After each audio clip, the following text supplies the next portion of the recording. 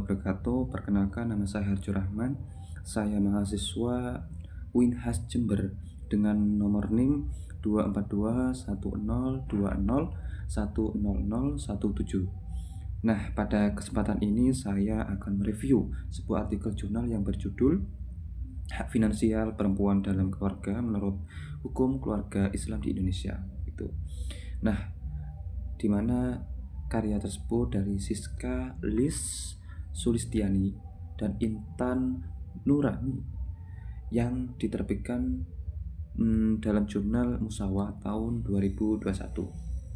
Nah, artikel ini membahas bagaimana hukum Islam dan hukum positif Indonesia memberikan perlindungan terhadap hak-hak finansial perempuan dalam keluarga gitu. Nah, kemudian menurut penulis tersebut, jurnal ini masih banyak perempuan yang belum memperoleh hak finansialnya secara maksimal dalam keluarga. Nah, padahal Islam sangat memperhatikan keseimbangan antara hak dan kewajiban suami istri begitu.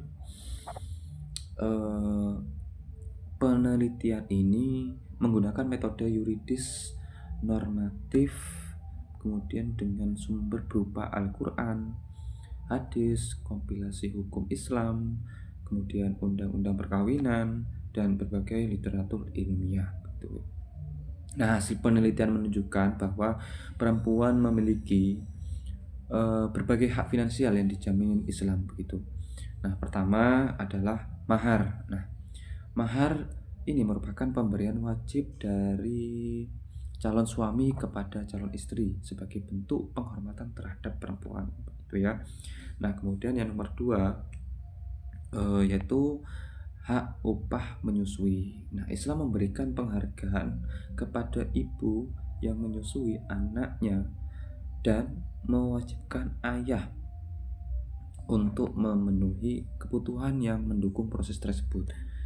Ketiga adalah hak nafkah. Nah, suami berkewajiban memenuhi kebutuhan hidup istri dan anak-anak sesuai kemampuannya. Betul. Yang nomor 4 ialah hak mut'ah. Nah, di mana yaitu pemberian dari suami kepada istri setelah perceraian sebagai bentuk penghormatan dan penghiburan. Jadi begitu. Nah, untuk yang kelima ini adalah hak nafkah iddah. Nah, di mana yaitu pemberian dari suami kepada istri setelah perceraian sebagai bentuk penghormatan. Maksudnya itu gini, iddah ini nafkah yang diberikan kepada istri selama masa tunggu setelah perceraian begitu. Nah, kemudian yang keenam yaitu hak waris. Nah, di mana hak waris ini Islam memberikan hak waris kepada perempuan yang sebelumnya tidak diakui pada masa jahiliyah begitu ya. Nah, untuk yang ketujuh ini adalah hak atas harta bersama yang diperoleh selama masa perkawinan begitu. Nah, jadi penulis ini menyimpulkan bahwa seluruh hak tersebut bertujuan menjaga keadilan, kesejahteraan, dan ketahanan keluarga begitu.